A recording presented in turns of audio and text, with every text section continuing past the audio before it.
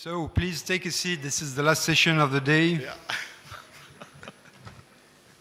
We're going to try to make it as lively as possible, right? Okay. In fact, I don't think really that the subject, that the topic of our session really deserves a long introduction. I think throughout this afternoon, especially, we've been through the different elements of the problem, of the question.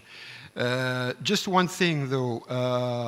I was struck by one slide, I think presented by Mason Al-Zubi this afternoon, talking of water diplomacy, and the title of the slide was exactly, if I'm not wrong, cooperation is not working.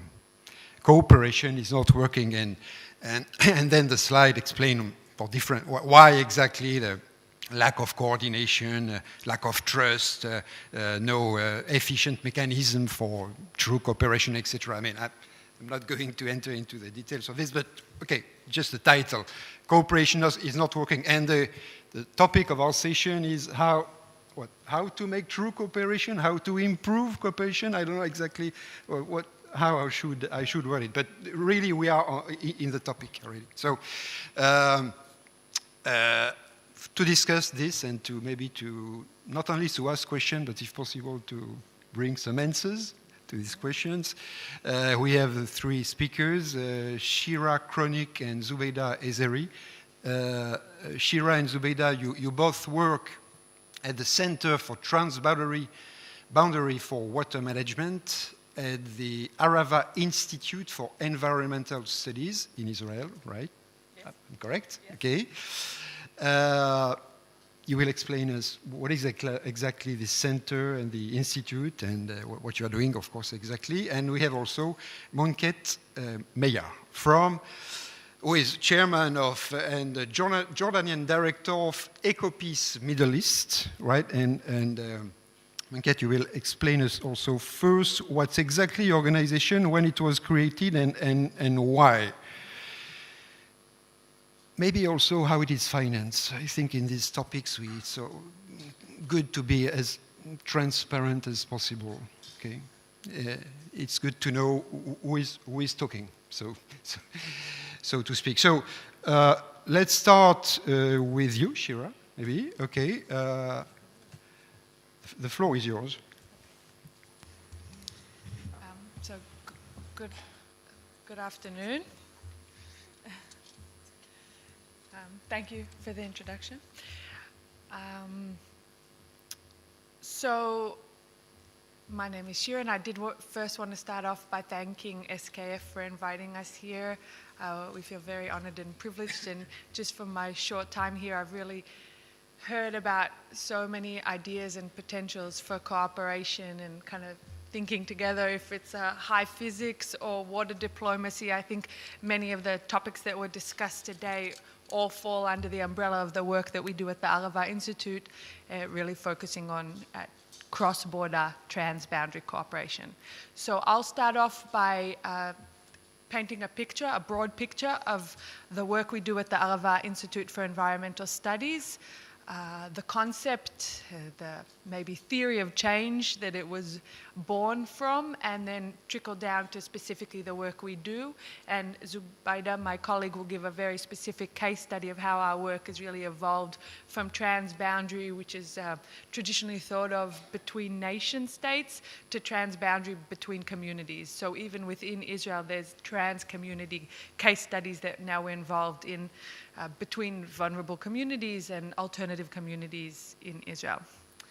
So the Arava Institute for Environmental Borders, where really the underlying belief, the shared theory of change is that nature knows no borders. So in 1996, so 21 years ago, shortly after the Oslo agreements, or kind of in the excitement of that time, Professor Alon Tal came up with the idea, the model for cooperation. I think maybe that's the word you were looking for. What I'm going to share today is a model for cooperation that's been really working for the last 21 years. And he came together with this thought that what we need to bring together, very similar to what Avram Tene proposed to bring young professionals, young students together to study and contemplate, to think about the environment from a transboundary perspective. So here, the model that we promote is for Jewish Israelis, Palestinians on both sides of the Green Line, and Jordanians. It's a student body composed of what we call third. So there are third Arabic-speaking, third Jewish Israeli, and a third international, which are primarily North American.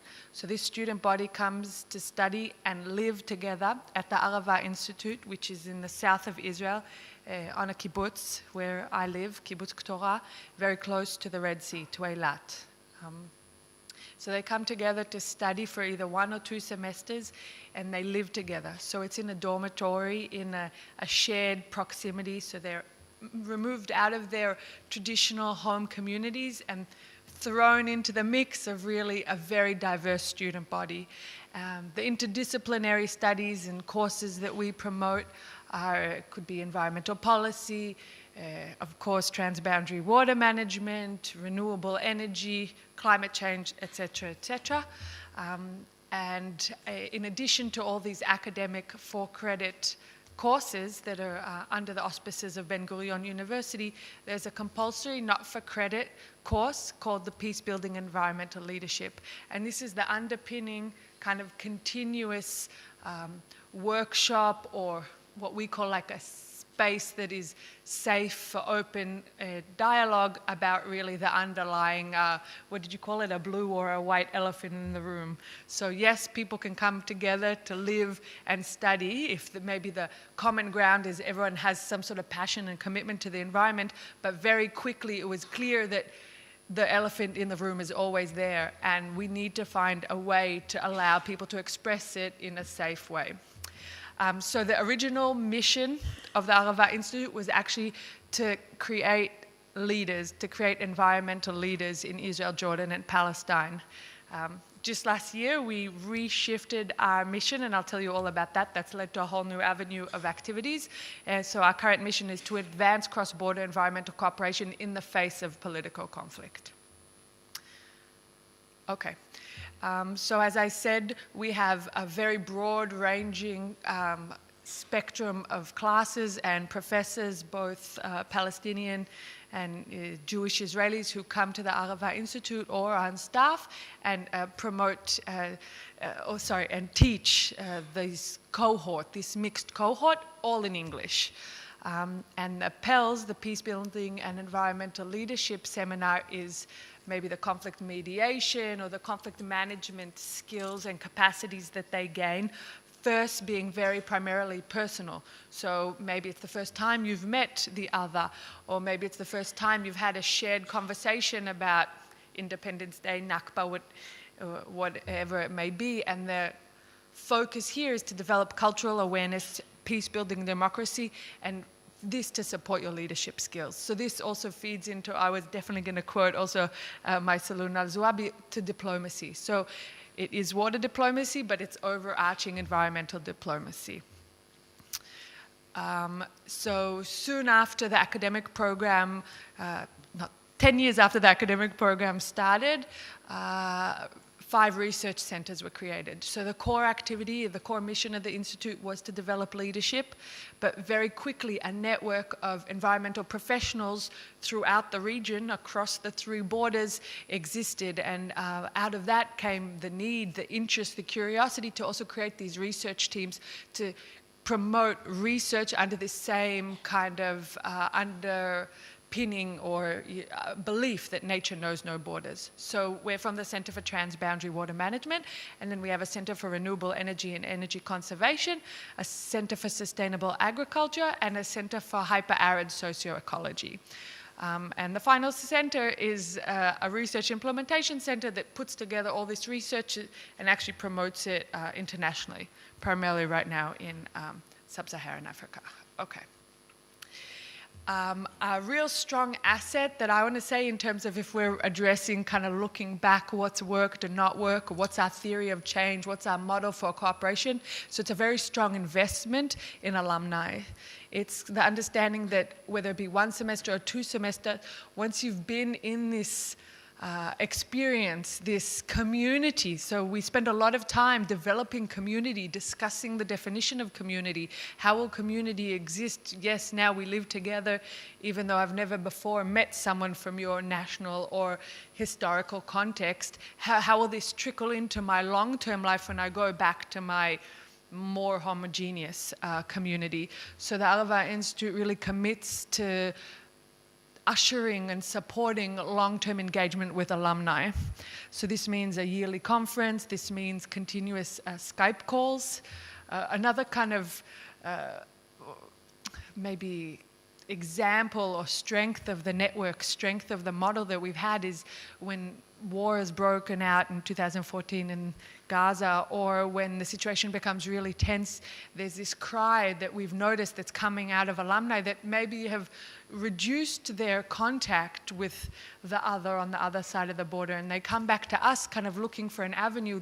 Everything's falling apart. Everywhere around me I see no cooperation, no hope, no avenues for me to express this part of that I've developed and now feel part of, and then they come back to us, and then we create these Skype calls or these transboundary meetings where people can find again a way to talk about it. And it's not always possible to talk about everything or at the time, but just to go back to that space that they feel comfortable and they feel like there is someone to talk to and there is a way to continue despite political conflict to engage and look for ways to cooperate. And in addition to that, we've actually developed, if we talk about finance, maybe I'll get to that later, but the Arava Institute is committed enough to supporting alumni and their continued cooperation that money from core funding has been put aside for alumni projects. So this is a yearly call where a certain amount is put out for alumni who have ideas kind of that came out of the semester or their networks or maybe their professional experience that they then take back what they learned at the Institute and then implement it in their professional career, and we're trying to give some seed money for them to continue working together and transboundary. Oops, sorry. Okay, so this is the environmental diplomacy, and this goes back to what I said that we revamped, reviewed the mission statement. So in the 20th year anniversary, the Arava Institute went back to review where have we been, how far have we come, has change happened, have we impacted the status quo and the tension in the Middle East. And out of that came a reform of the mission from being to promote environmental leadership to promoting cross-border environmental agreements. So this is again from what I see as the maturity of the organization, the realization that we have this really strong basis, both of environmental professionals who are alumni and environmental experts who are our broad network that we do research cooperation with, or that are professors and teachers at the Institute, but really across the border in this time where it feels like there's very little political will, there is a strength on this basis of people that we can reach out to, and actually through that, access to government. And out of that was born the Track 2 Environmental Forum. And the Track 2 Environmental Forum is, again, trying to act within the total absence of Track 1 negotiations. So focusing on environmental agreement and our role as the NGO sector, the non-governmental sector, how can we push forward environmental agreements that are cross-border? How can we put pressure on governments or be the behind the strings, behind pulling strings and actually making hopefully real changes in impacting people's lives on the ground. So that was officially launched in September 2016. So it was a conference that brought together 60 environmental professionals to create a model and a method for moving forward this Track 2 process, this environmental diplomacy. Okay. I'd be happy to talk a lot more. I think it's very relevant to a lot of the people. But yeah. I have a couple more slides. And then again, just to give you a general picture, and based on the questions, I'd be happy to go into more depth, and Zubaida will give us one case study very specifically, the type of work that we do at the Center for Transboundary Water Management. So over the last last, I think it's close to 4 years, we've been implementing appropriate technology, so community-based engineering. So through our partners in Palestine, in the West Bank primarily, we've started reaching out to households who were looking to augment their water supply, to find a way to reclaim the water within their own backyard so that they can reuse it for primarily trees, but garden, household gardens.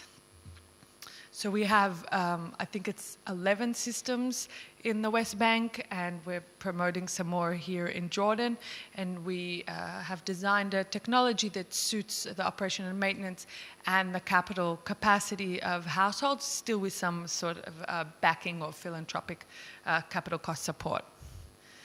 And this I did want to follow up with Avraham Tene. We've recently moved into the kind of understanding of the nexus and the interrelation between the research departments. So the isolated traditional approach of energy management, water management, and agricultural management wasn't supporting the needs of the communities. And the integration between food, water, energy kind of created this new umbrella that allowed us more appreciation to the complexity and the reality of the dynamic systems that households are trying to manage, especially in conflict and tension regions. So a specific case that we have a whole PowerPoint presentation I'd be happy to share with you later, was in a community in the northern Dead Sea in Palestine, that we came there kind of with what we thought was a clear idea about how to support the water needs of the community for agriculture, whether it would be a grey water system, a wastewater treatment system, but very quickly through the baseline survey and the community assessment, it was clear that actually the needs were energy needs for water pumping. So the biggest expense for the household or for the cooperative of date farmers was actually on pumping the water, so extracting water from deep wells. And out of that was born the solar water pumping array. So we installed, in partnership with the community, with this farming cooperative, small scale, as you can see, solar array that supports and reduces their running costs of pumping water for irrigation. One or two more. I have just one more. Okay, sorry, you're right.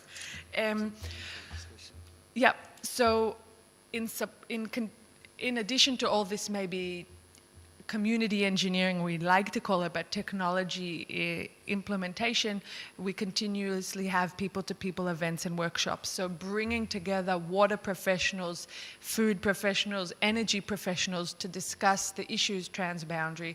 So how do we create, again, a strong network that have a shared language and appreciate the situation in a way that they can solve the issues and address them collaboratively. So this is a key component to the way that we work. In addition to community assessment and implementation of systems, they're people-to-people events. Here are other monitoring of streams, which we've discussed with the high physics and the potential for how we could implement some of these systems in our work. And for now, that's kind of what I wanted to share with you all. Just one or two questions, though. Okay. Do the governments, different governments involved in the transboundary, do they fund you? Or are you we're not funded by the Israeli or Palestinian government, if that's what you're asking, but we are funded by third-party governments. Such as? The EU supports us, USAID, research grants, and grants such as those, Okay. Zubaida Ezery, you are coordinator of the grey water system in the Bedouin communities in the Negev project, right? So if you could explain us a little bit what this project consists of and tell us more precisely of, still in the spirit of cooperation, which is really the topic of this roundtable. I would like to thank everybody for to be here and to be part of this conference. I'm waiting for my slides.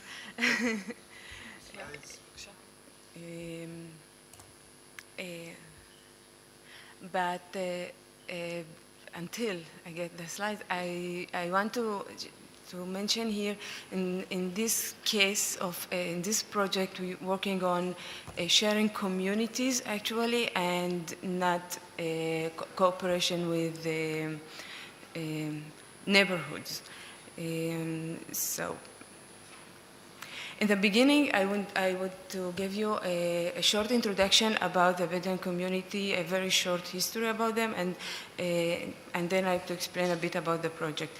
Definition: gray water. I'm going to use these definitions: gray water, black water, and cesspits. It's part of stuff that we're talking about it.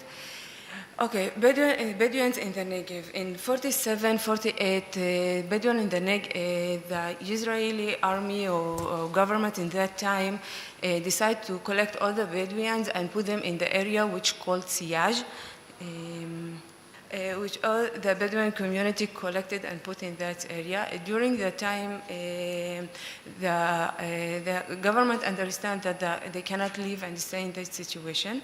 So in the 17th, the government established seven towns for the population, and the people moved to these towns.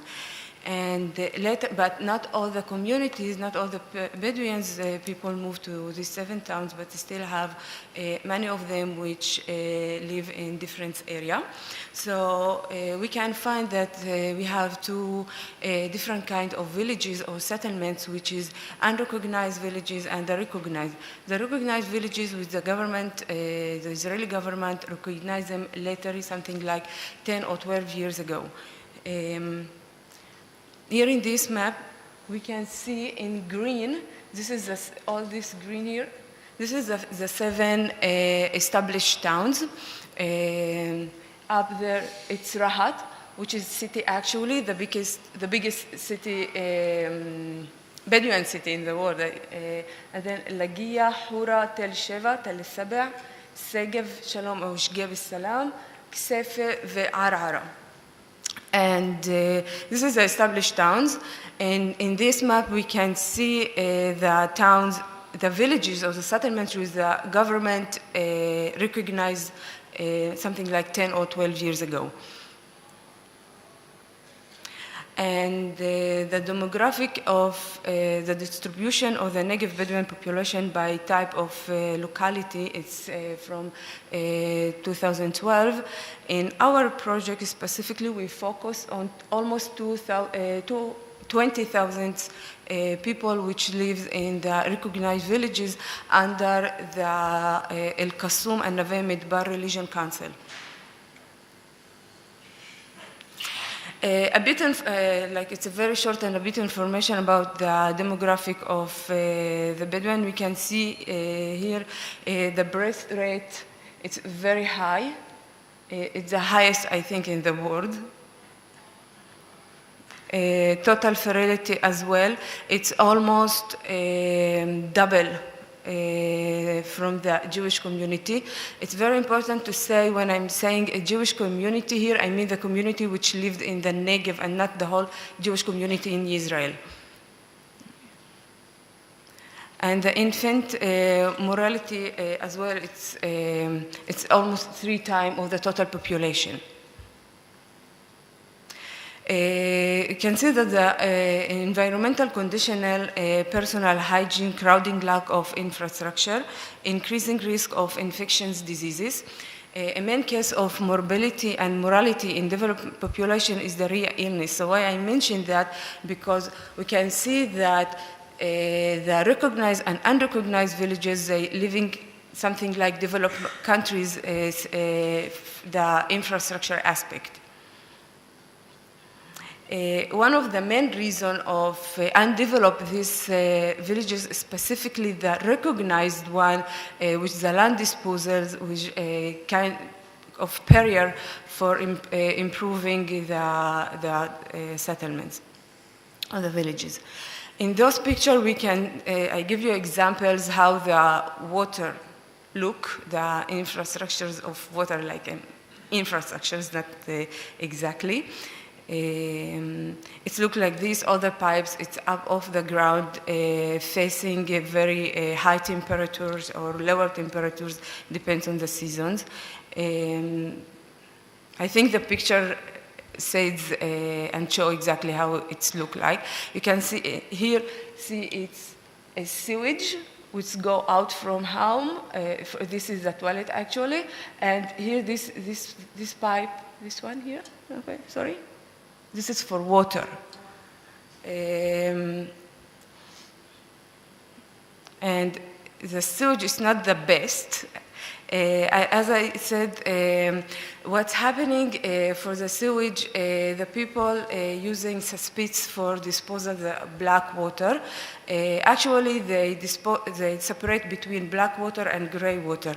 So the black water is disposal to the cesspits, and the gray water disposal to the environment or to domestic irrigation, which is untreated black water. You can see this is how the gray water, go out from houses when they dispose it to the environment.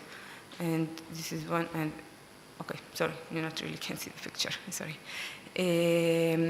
So in our project, the Arava Institute is proposing an alternative solution for wastewater management, in which is centralized or off-grade sewage management. The proposal is to connect village neighborhood to on-site wastewater treatment and reuse systems. In this way, sewage is treated actually like gray water, which is treated safely without the need for expensive and complex infrastructures, and the community benefits from an additional source of water and for local agriculture. Now, this is the situation and the proposal, but now the project, we are in the stage, we are reaching out to all the relevant stakeholders to receive their input on this decentralized approach to wastewater management. That's it. Thank you. Thank you. Thank you very much, Zubaida. Okay. Thank you very much for this opportunity for SKF. It's really wonderful to meet smart people, always. And ladies, it's a pleasure sharing this panel with you. I know your institution. It's a wonderful one. I wonder why you are not inviting me recently to your events. So keep that in mind, please. You're invited. Yeah, thank you. Before I start talking about EcoPeace and who we are and what we do, I want to share with you an experience I had about a month ago when myself and my colleague named Gidon Bromberg, he's the Israeli director sitting in Tel Aviv for the organization, we came face-to-face meeting the World Bank president, and in a big event. And we thought it's an opportunity. Let's go and talk to that man. And of course, what are we going to talk to the World Bank president about? Gaza. So we approached and we started telling him that Gaza, 2 million people under siege, the water crisis, the epidemic is on the way. If not today, it's tomorrow morning. It's that recent. And we start with all this dramatic and facts and everything. He stood there listening, and the first thing came out of his mouth was the blank, I don't want to say what he said, with the Israelis and Palestinians. Why should I care?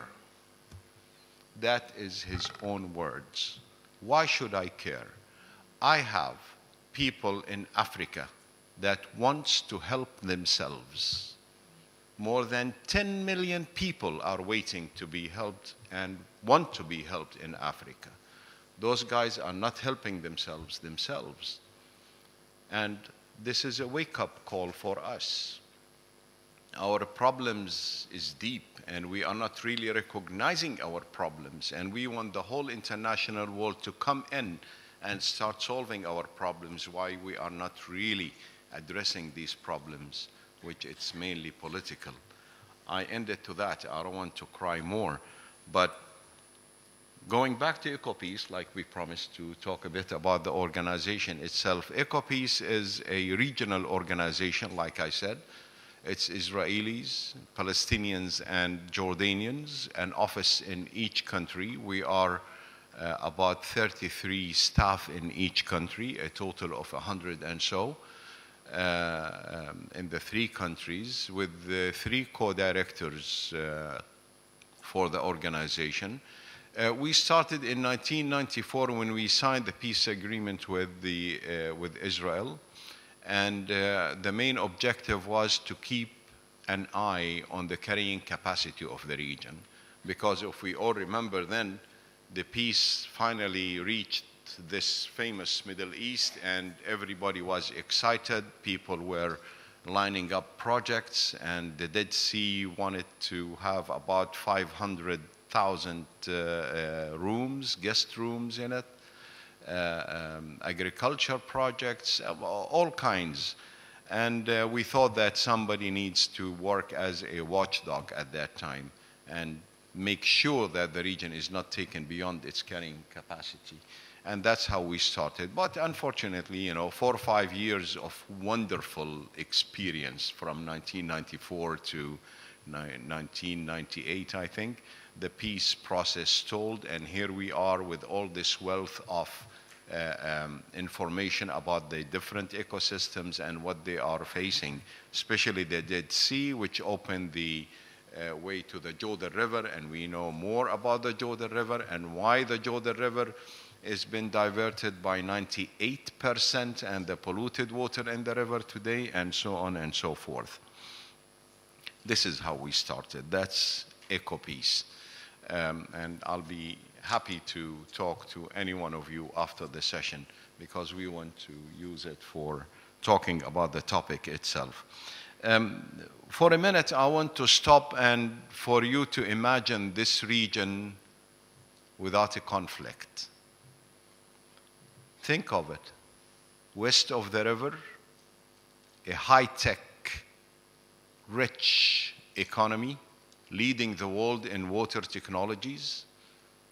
East of the river is an intelligent, efficient human resources, a region rich in its weather. For God's sake, it's wonderful. Archaeology, religion, fertile land.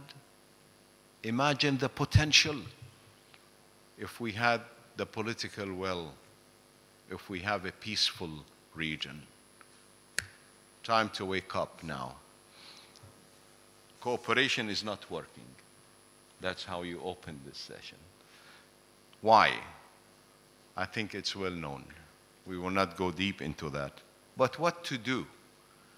We did a few tries, in my opinion. Projects like the Red Dead Canal, and we heard about the Red Dead Canal, the huge big project, the mega project, let's say. It was a good way to bring people together, but it was not really realistic in that size. So that big project is off the table. Now we're talking about a Red Dead Canal project, but totally different. We're talking about a swap deal. We desalinate in Aqaba, and Mr. Tennant talked about desalination and encouraged us to really look into desalination. And we share this water with the Eilat area. In exchange, we buy the water in the north where we need it most, especially with the Syrian refugees pressure in Jordan. That is a wonderful idea. That is real cooperation. But it's leaders' cooperation. It's governments' cooperation. We need more of people-to-people cooperation. And that's your role, which you do it perfectly, but we need a lot more also.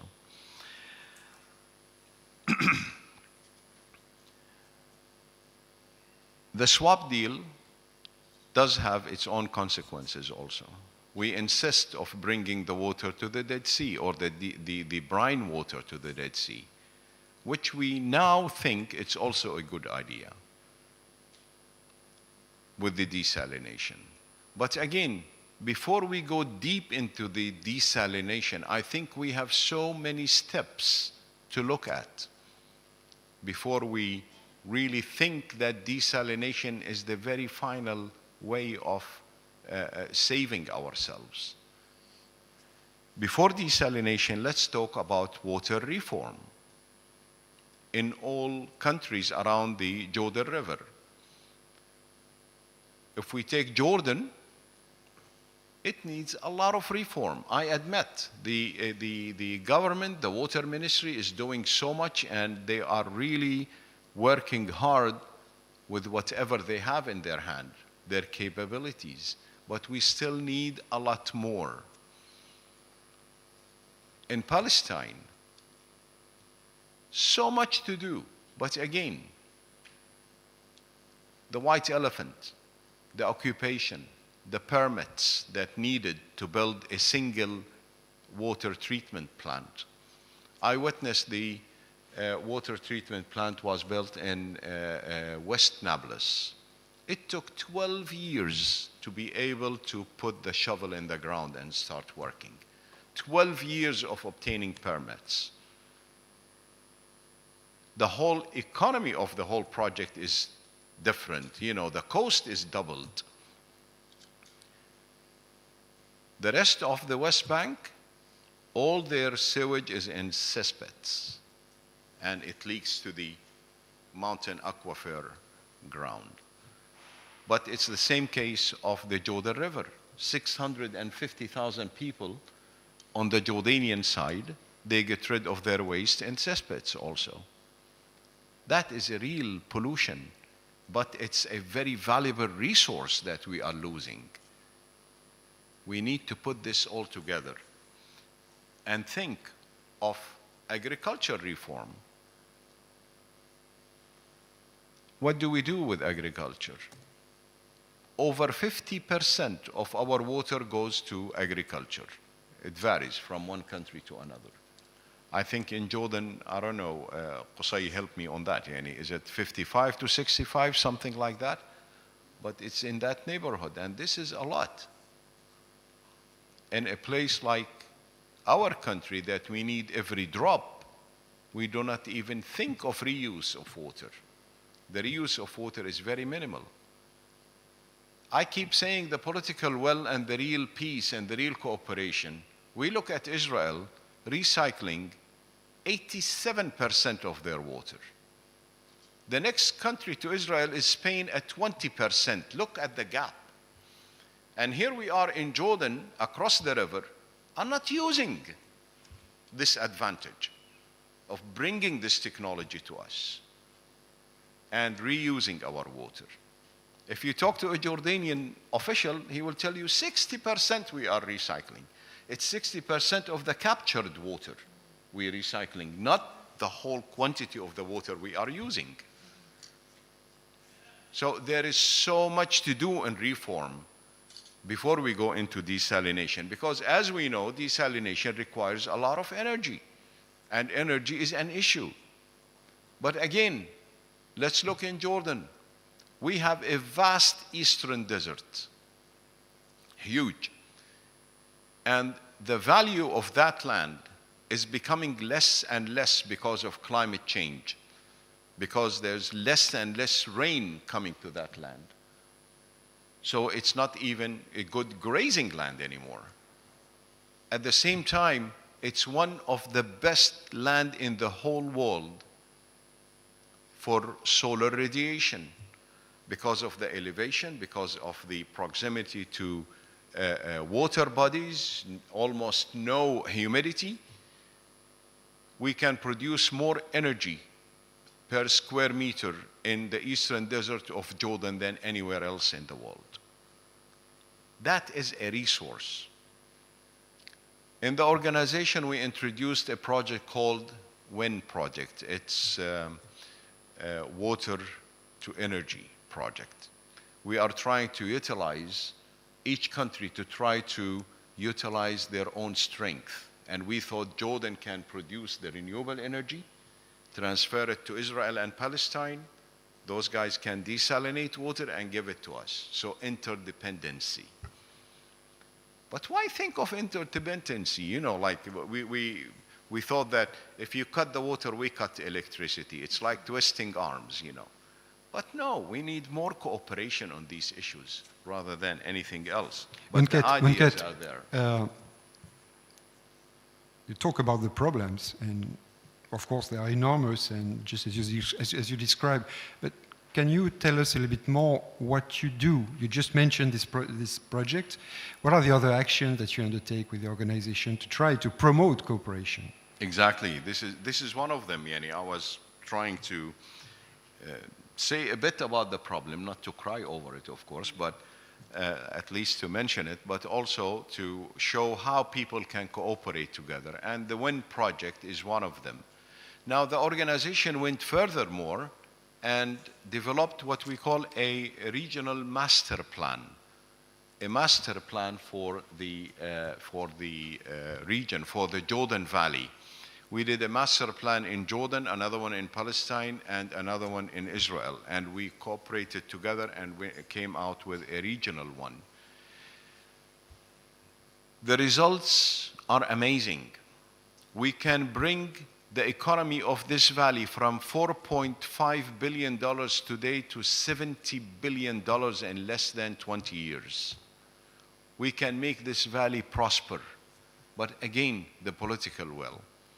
When we addressed 127 projects that needed to make this master plan work and started to work on the projects to promote it, to bring people to invest in it, we were hit with the real fact on the ground that, no, you cannot do much of it. So we came back a step backwards and thought of what can we do nationally with a regional impact, like rehabilitating the river. And we came to the fact that in Jordan we need sanitation. In Palestine we also need sanitation. In Israel we need more work on the fish farming, which takes a lot of water but also pollutes so much. And we are working on that, and we are working with that perfectly. We have a project today that we will bring the technology from Israel to Jordan in the fish farming, and also to create some kind of a commission, a river commission, to work together, cooperate together on it. I would stop on that and open the floor for discussion. Thanks. Yeah. Thank you very much to all the three speakers. I think we have time for some question, right? So please go ahead. One starts, Jonas. Yeah. I had a question for all of you. How do you convince the public opinions and the public in Israel, in Palestine, in Jordan, that cooperation can start already now, before you have final peace settlements, whilst the occupation is going on, whilst anti-normalization pressure is going on in Jordan? How do you talk to the public opinion, and how do you tell them that what you're doing is useful and can have an impact now?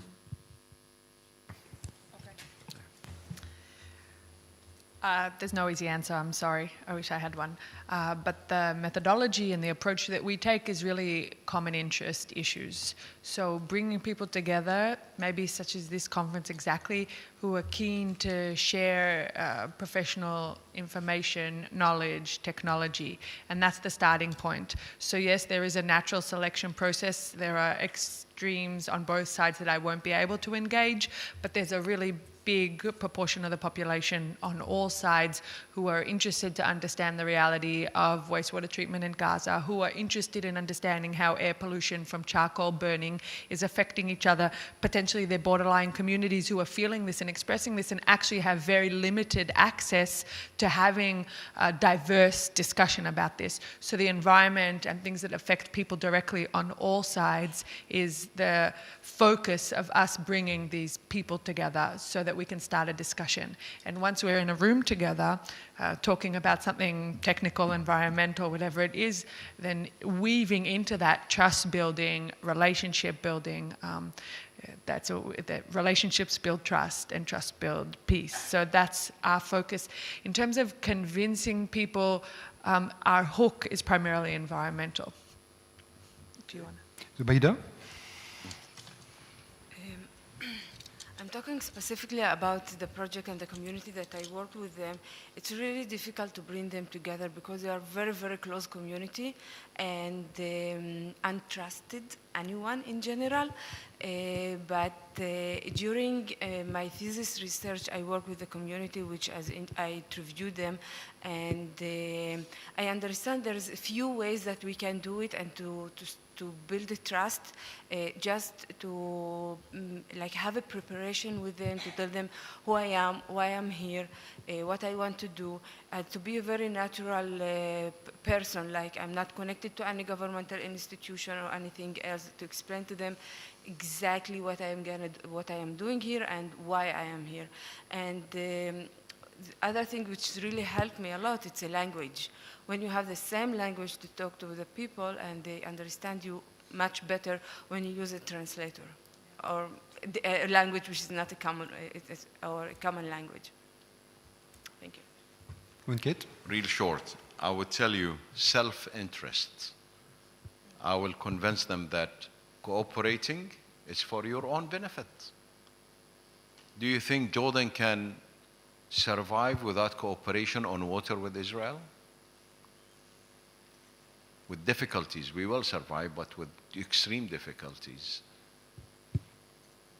We have a project in our also organization called the Good Water Neighbor, where we work with bottom up and top down, and they all learn from each other.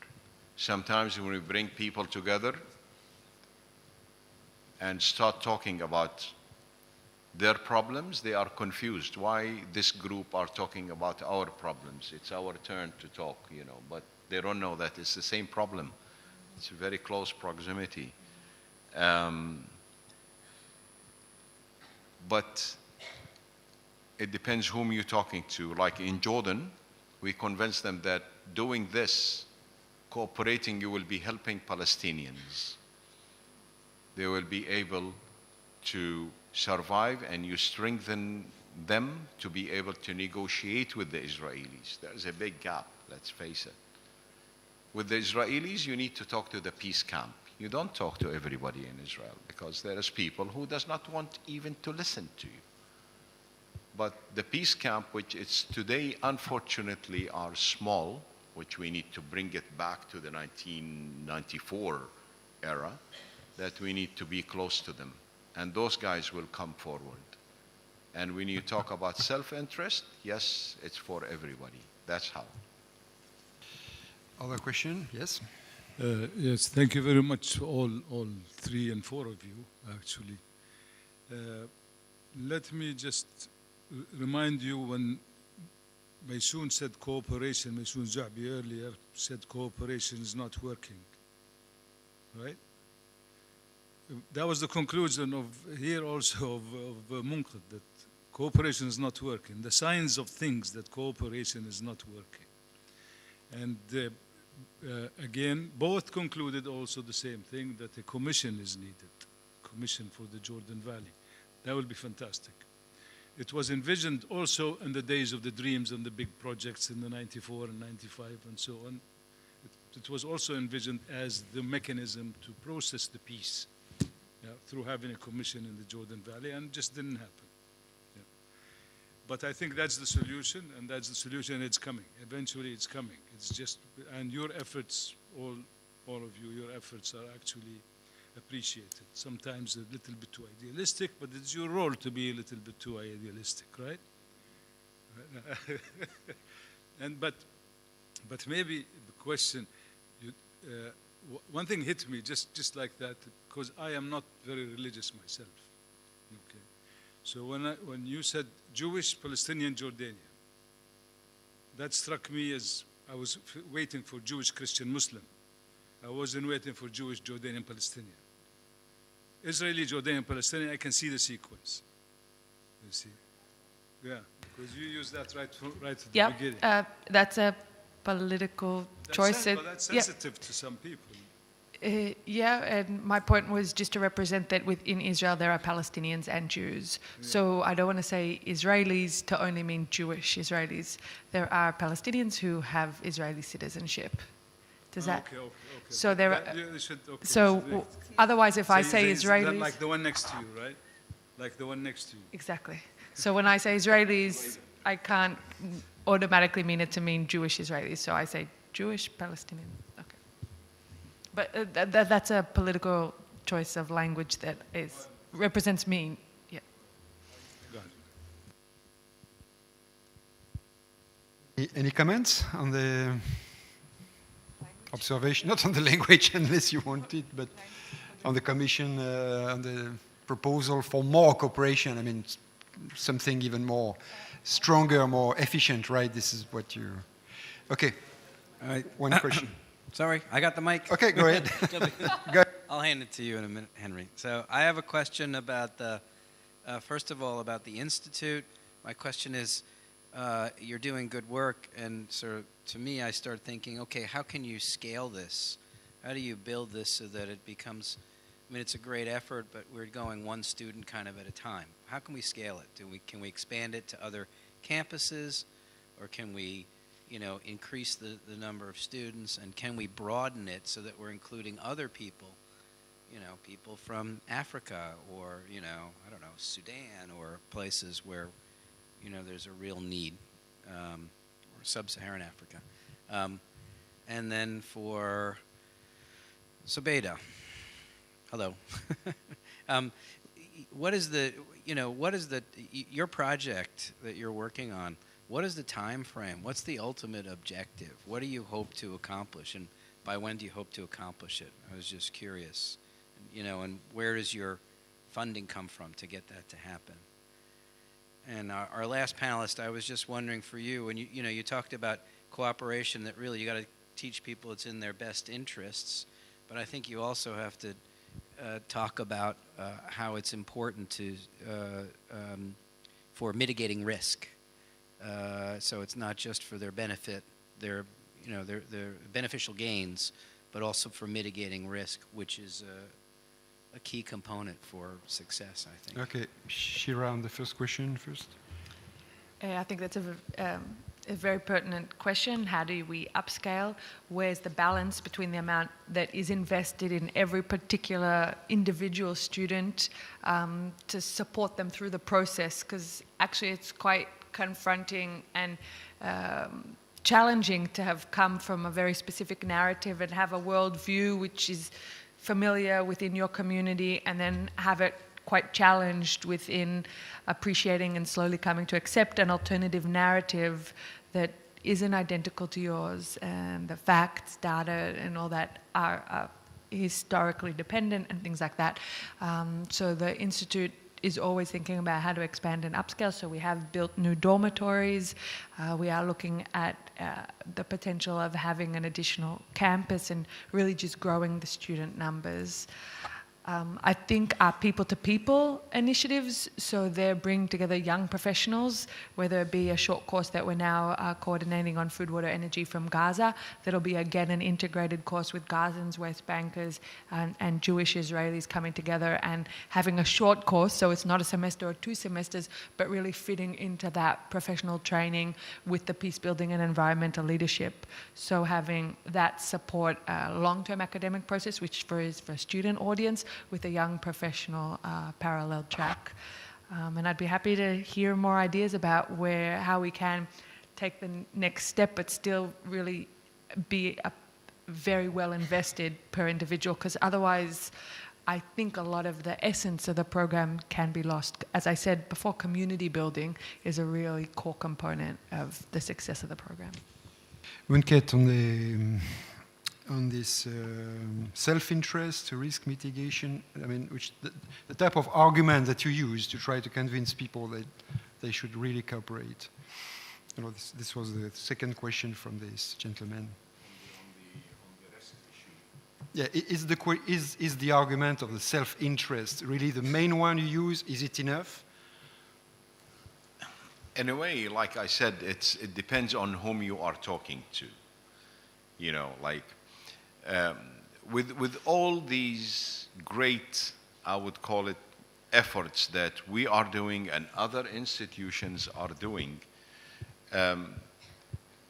I tell you, we in a huge sector of our communities, we are looked upon as traitors, or you know what, the famous word normalizers that they use in Palestine and in Jordan.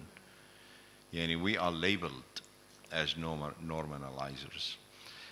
I'm an engineer myself, or an architect. It's the same thing they call it in Jordan, but I belong to the engineering union, and as everybody knows here, the engineering union are the most vicious anti-normalizing body in Jordan. They really fight, and they fight hard. But I don't back up. I go to the center, I sit on the table and tell them, come and sit next to me and let's discuss what you've been doing to the cause and what I've been doing to the cause. The cause, of course, Palestine, okay? And one story I can share with them, and we talked about Gaza a lot, I know, but EcoPeace been working hard on the Gaza issue. A few years ago, Gaza received only 5 million cubic meters from Israel. We pushed and pushed and pushed until we doubled to 10 only 3 years ago. Gideon Bromberg used to go to the army heads in the region and tell them, what would you do when 500,000 Palestinians kids come to the fence with empty pocket of water? Not with guns, not with rockets, but they want water. They come to the fence. You're going to shoot them? Of course not. So when we tell these stories to people, they start to sympathize and change and look at the cooperation as a good thing, as a way for people to be able to survive, to ask for their own rights. And unfortunately, this takes a lot of efforts from you, you know, like face to face, people to people at all time. But we do it, we keep doing it. And that's the risk we carry in our society. Okay. Zubaida. I want to answer for his question. So, since you know that in Israel there's a very straight and clear law about water and wastewater treatment. So, in this project specifically, what I am doing right now, it's mapping all the players who's in charge on water and wastewater issues. It's a huge, it's a very big field. I'm trying to understand and like to connect to those players to understand from them what they think about this kind of a project, like to have it in the settlements, like which is recognized settlements. I'm not talking about the unrecognized, because over there you can do whatever you want and no one will ask. But I want to work right by like legal things, and to be very clear for everybody. So this is, I'm in this stage of this project. I didn't connect to the community yet. Thank you. Madam, please. Oh, here's from Miriam. Okay, Miriam. Thank you. I agree completely with you, Munqeth. It's a people-to-people matter, and you have to even get the right people, if not one, then the second or the third or the fourth, and explain to them exactly as you have said. So I believe it's possible. And if you get resistance or opposition and you see there's no understanding, you'll find another one who will have the understanding, and you work on that and explain.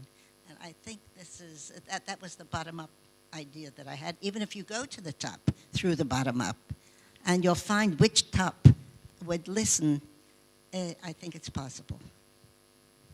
It's like looking for a hero among those guys, seriously. Yeah, and even the politicians. Look, leaders do not lead, and I think we know that. They follow the streets.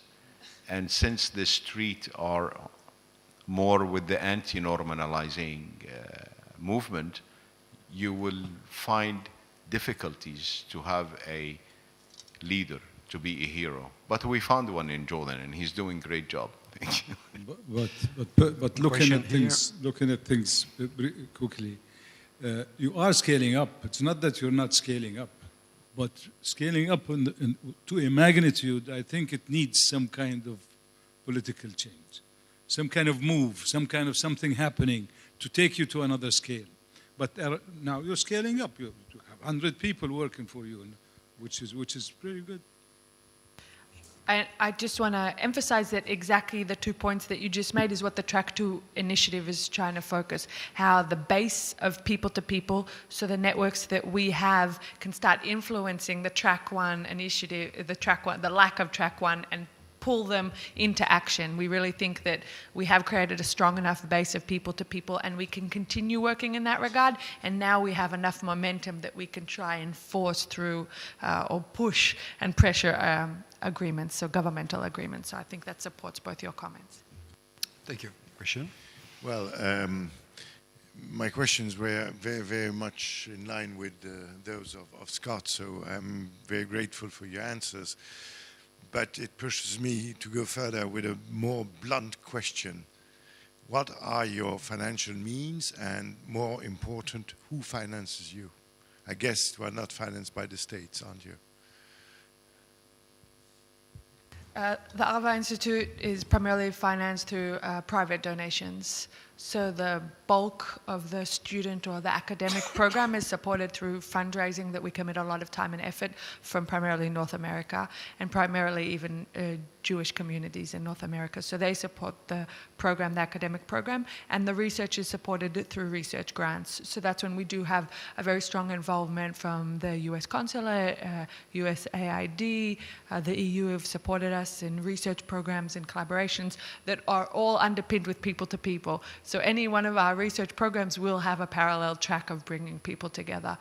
But as you probably know, in the NGO world, fundraising and base funding is very difficult. It's a continuous chase for us. And that also impacts maybe our risk-taking ability in terms of upscaling. Okay. With difficulties, really. We always fight for fundings. Our organization is project-based funding still until today, and after 23 years of working. We struggling to find an institution or a country that can give us a core funding, and hopefully soon. But our funding coming from USAID, from European Union, from few private funders also from here and there, like Rothschild, Ford Foundation, but our main funding today is SIDA, the Swedish, and they've been really generous. I think they understand the conflict very well, and like us, they're hoping that one day what we call occupation, this world will disappear from this region. Yani, for my Israeli friends in this room, I hope that we all can work together to end what we call occupation, to see a free Palestine, to live in a good neighborhood like the one we tried to imagine in the beginning of my talk. Thank you. Thank you. One last question, maybe? Well, I actually didn't want to make a question. I want to make a comment. Usually I refrain from talking about outside my scientific field. But I got the strange impression by hearing you that there are like two levels. There are some good people which understand, and then there's a horrible level of politicians or politics which mess up the whole system. And, you know, Israel is a democratic country, and it elects its leaders. And the leaders we have and the policy we have represent what the people are thinking. And in countries which are not democratic or which do not have democratic systems, the people accept what their leaders tell them. They don't rebel. So basically what is happening here is that all agree on a line of action which is very different from the, let's say, person-to-person cooperation. And if we look at history, we know that within the both world wars, there were always groups which tried to dialogue, groups for peace, and even dialogue throughout the war, mainly during the First World War. Einstein was one of the examples on the German side, but it didn't produce anything. So I'm wondering if it would not be more efficient if each group within each country would try to promote the idea and work politically in order to change the situation and not waste their time trying to identify someone on the other side who may have his same idea or not.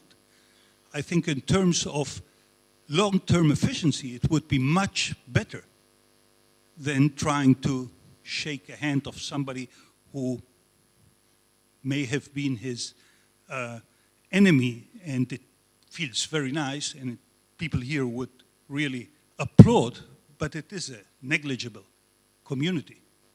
So, any comment? It will be the final comment. I think we're going to close the round table. Okay. Yeah, thank you. Well, we are in the Middle East. We are in a region that I think when God created this planet Earth did not mean or imagine that this little spot will end up with 5 countries altogether. Only 100 years ago, we had no borders, even less than 100 years ago. And people were traveling. The same family are living in Jordan and living in Israel, and part of them living in the West Bank or Palestine, and some of them living in Lebanon. They were the same. They used to visit and go and interact. So your idea of keeping it within the country does not work, because their interest is on the next border right there. When the Syrian crisis first started, the Syrians immediately claimed that Jordan is helping people in Syria. In fact, the Zobis were helping their cousins across the border, right? That's what happened. So you really can't separate people, you know, from a line that's been drawn, you know, like a straight line in the desert. This is a very stupid border, I would think, really. But again, I think my personal opinion is that I cannot say that people are bad or good. Every person has bad and good. And it depends where you hit him and how you talk to him and where is the stereotype. We talked about leaders. Leaders will see where is fear, and they try to. That's how Netanyahu won his last election, for God's sake. He worked that fear. So he used democracy for his own political interest, his own interest. But we don't want to go deep into that, really. And I would say that we will end the discussion here. Thank you. Shira.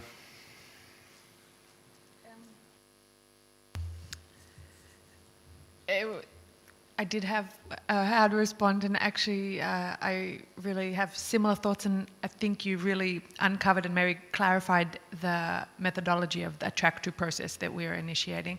So it's to bring together a diverse group to discuss the issues, so there is a shared understanding of what we think needs to be done, and then each individual country group go back and impact their government based on kind of our responsibility to, as citizens, as active citizens, to have the government represent us more than we currently feel that they do. On the other hand, I really appreciate the point that I'm not part of a dispersed ethnic group that has cousins and families throughout the borders and feel connected and aligned throughout the region. So I think we try to balance kind of that disparity of appreciating that some people feel very pulled apart by these arbitrary borders, and on the other hand, we want to be as active citizens as we can, using the knowledge that we have and our capacity to impact that knowledge to then go back and affect the governments. Thank you very much. I think we are closing this roundtable, right? Let me just add a final comment. I think you are engaged in a project. It's more than a project. In the building of trust, right? If I had to summarize in just one or two words, I would use, excuse me? Trust going through education and probably through other means. So we are into very difficult times, will probably still be for some time. But really, I think it is very important that there are organizations like you, even though the question of the methodology of how to proceed, how to build trust, how to convince people, which type of programs to engage, the question of scaling up, all the questions that you find, of course, when you're engaged in this type of project. But again, and this is on this word that I'd like to close this table, trust. Thank you.